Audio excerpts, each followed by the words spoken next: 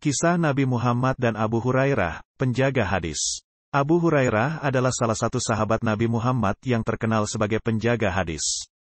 Ia adalah orang yang paling banyak meriwayatkan hadits dari Nabi Muhammad, yaitu sekitar 5.374 hadits. Namun, siapakah sebenarnya Abu Hurairah? Bagaimana ia bisa menjadi sahabat Nabi Muhammad dan menghafal begitu banyak hadis? Berikut ini adalah kisah singkat tentang Abu Hurairah dan hubungannya dengan Nabi Muhammad. Abu Hurairah lahir dengan nama Abdurrahman bin Sakhr. Ia berasal dari suku Daus, salah satu suku Arab yang tinggal di Yaman. Ia masuk Islam pada tahun ke-7 Hijriah, ketika Nabi Muhammad mengirimkan surat kepada raja-raja dan pemimpin-pemimpin dunia untuk mengajak mereka memeluk Islam. Abu Hurairah termasuk salah satu orang yang menerima surat tersebut dan langsung tertarik dengan ajaran Islam. Ia kemudian pergi ke Madinah untuk bertemu dengan Nabi Muhammad dan mengucapkan syahadat di hadapannya. Sejak saat itu, Abu Hurairah tidak pernah lepas dari sisi Nabi Muhammad.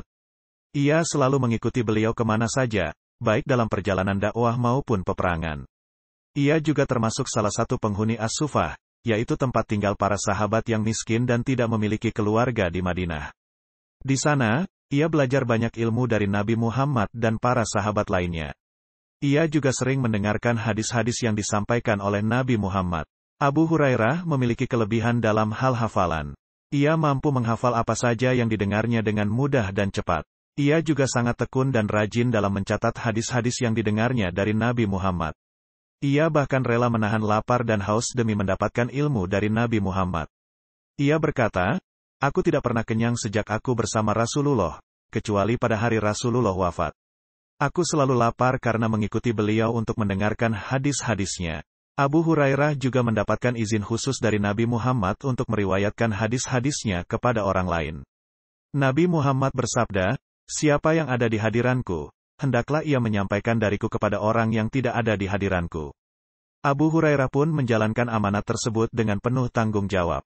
Ia selalu berusaha menyampaikan hadis-hadis Nabi Muhammad dengan tepat dan akurat, tanpa menambah atau mengurangi apapun.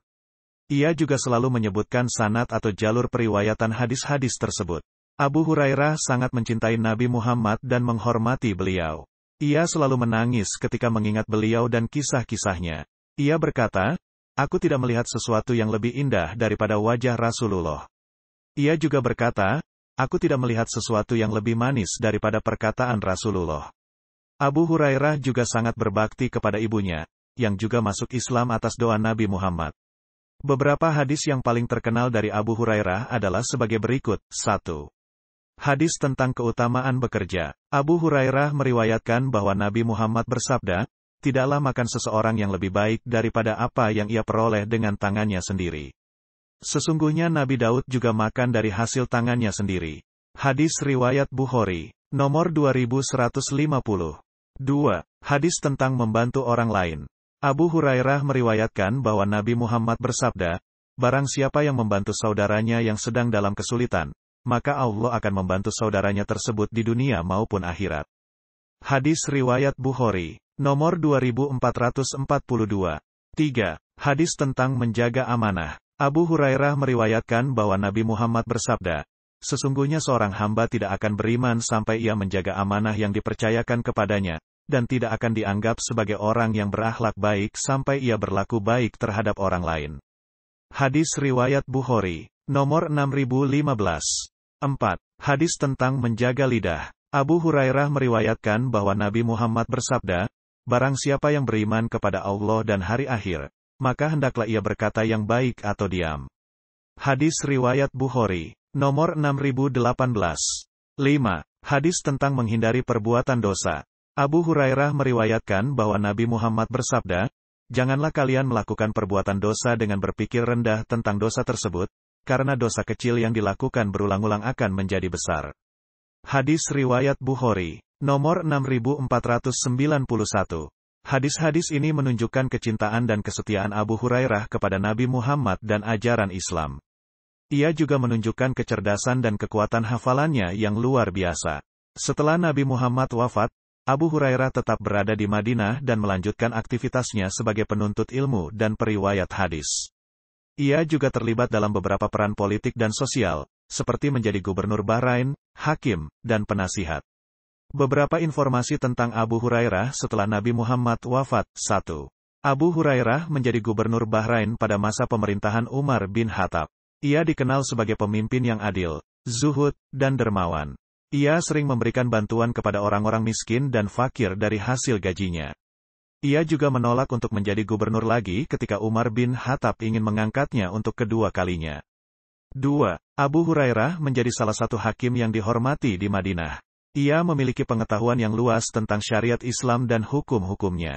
Ia juga memiliki kemampuan berbicara yang baik dan dapat menyelesaikan berbagai perkara dengan bijak. 3. Abu Hurairah menjadi penasihat bagi para khalifah dan pemimpin Muslim.